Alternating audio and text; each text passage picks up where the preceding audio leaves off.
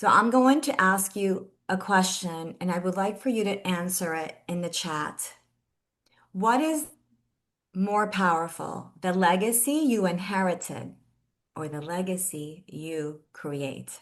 Inherited or create? Just chat, write it in the chat, please. Everybody's coming in with the same answers, create. And I think we're all in agreement. Whether we realize it or not, every woman in this room has inherited something, maybe strength, maybe resilience, but many of us have also inherited survival patterns, the patterns of overfunctioning, people pleasing, self abandonment, hyper independence, and my personal favorite, the belief the love must be earned through sacrifice. Then the question becomes, what legacy stops with you and what transforms through you? John and Isabel, whose identity has been changed to protect the innocents, had built two successful biotech companies, parents of twins heading to college, and by every measure, they had won. But when they walked into my office, they had already booked the divorce attorney. Not because they did not love one another, because they did. They had simply become exceptional at surviving their relationship, disconnected from one another in that process. In our first session, Isabel said something to me I will never forget. She said, I became invisible in my own life. She had handled everything. Everyone depended on her. And somewhere along the way, she had disappeared. Poof, gone. John kept performing, kept building, he kept solving and producing. But emotionally, neither of them were able to figure out how to find their way back to one another. Two very powerful people living side by side with an ocean of loneliness between them. I am Jianny Adamo, licensed mental health counselor, keynote, and best-selling author. For nearly 20 years, I've been helping high achieving women and couples break the unconscious survival patterns that quietly disconnect them from their love and their happiness. After my 15-year marriage ended in divorce, I arrived to South Florida, newly divorced, in the middle of the Great Recession, determined to build my life with purpose. This photo, thank you very much for bringing up the next slide without Yeah. me telling you. I appreciate that. This slide here has a picture of me. This photo was taken 6 months after I arrived to Florida, and that's when I launched Fearless Love, a practice devoted to helping couples to create a legacy of love, of leadership, and emotional freedom from the generations to come. So this is the generation that this is the legacy that their children would inherit. I'm going to ask you to stay to the end because someone here today will win the opportunity to win an autographed copy of my book, From Love Trauma to Fearless Love. Um, what's going to help you to win this, by the way, is participating in the chat and staying engaged. So we're going to choose someone from the chat to win this today, and I'll mail it out to you. The book is about narcissistic abuse. It's about loving and leaving a narcissist, and it's based on my own experience of loving and leaving a narcissist.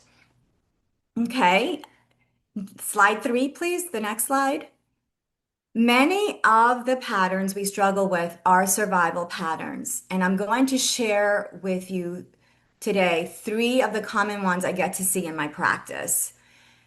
What do you believe is the number one reason couples or individuals call me as a couples therapist? What is the number one issue people will pick up that phone or look online? What are they reporting to me or other couples therapists? What is their issue? Feel free to type that in the chat. What's the number one issue couples call or individuals call a couples therapist or call me?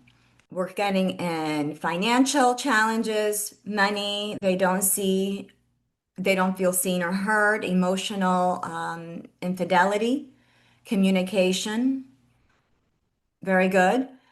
The number one phone call we get is the communication issue. Because if you think about it, everything else can get resolved if they can communicate. So yeah, that becomes our number one reason why they pick up the phone and call the couples therapist. So I'm actually going to use communicate, if I just communicate better as a survival pattern. And the reason why that's under a survival pattern, it's because it's a symptom, not a root problem. Generally, we do have issues with communication, especially when we are triggered.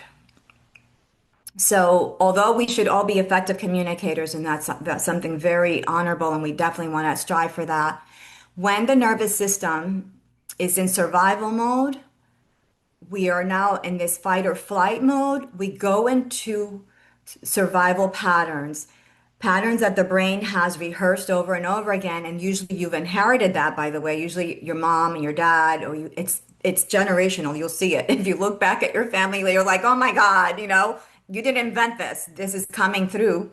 You've learned it.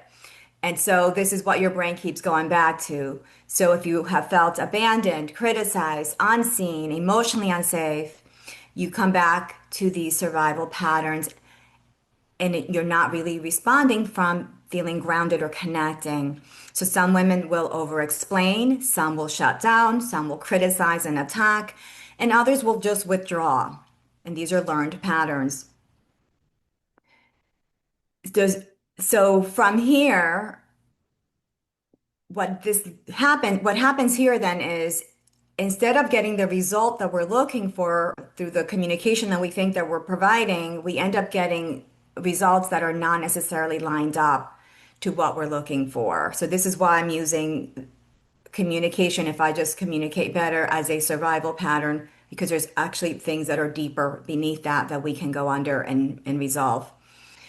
Okay, so the next pattern I want to discuss with you today is if I hand the second one, which is my personal favorite, and it's if I handle everything, everything will be okay. And I am sure that you guys can relate to that pattern.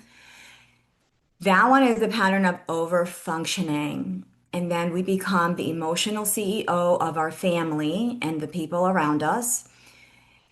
We as the women carry the weight, while at the same time we're abandoning our own needs because we're over functioning and carrying other people's responsibilities. On the outside, it looks amazing. We look really strong, and we are. However, on the inside, it's feeling more exhausting and empty than we would like it to be. And it's funny because this has got layers in it. And recently, I had a situation that I went to one of my friends to go see if they can support me in this. And at the end of the day, she's like, "Oh no, you've got this." And I realized something. I not only have we been trained in our childhood homes and the family of origins to like overfunction and care and serve, perform, care, give, fix, anticipate, manage, rescue, right? Because these are the things that those of us who are the high functioning women of this world, we've learned this in childhood. So not only did I learn this, I then have now conditioned my friends, right? The husband, the lover, whomever, the children, that I've got this. So now when I go and ask for help, they're like the deer in headlights. They're like, what is she talking about? Of course she's got this. And you're like, no, I need this hot potato off my lap. It's killing me. Like I'm ready to jump off a bridge. And they're like, what are you talking about? You've got this. And you're like, no. So we become like, and we get into a place where we realize like they don't even give me compassion when I'm actually drowning. And that sucks. We don't want to be drowning and no one even gives us compassion because, and never mind, take the hot potato off our lap. So these are the patterns that we have to start recognizing and realizing like, oh, I was conditioned to behave this way. Now I've conditioned the next generation to believe that I've got this. And no, we don't have to condition the next generation to believe that I've got everything under control because sometimes we're not keeping everything under control, and nor do we need to be keeping everything under control.